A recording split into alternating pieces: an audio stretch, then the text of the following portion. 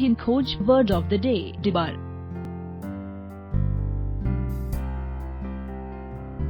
Debar का हिंदी में मतलब रोक लगाना होता है।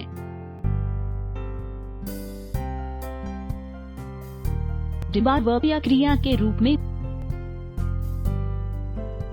Synonyms of debar: prohibit, ban, prevent, forbid, interdict, prescribe, obviate. Antonyms of debar: allow, permit, entitle, certify, authorized, sanction.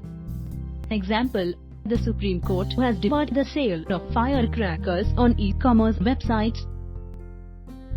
उदाहरण: सुप्रीम कोर्ट ने ई-कॉमर्स वेबसाइटों पर पटाखों की बिक्री करने पर रोक लगा दी है।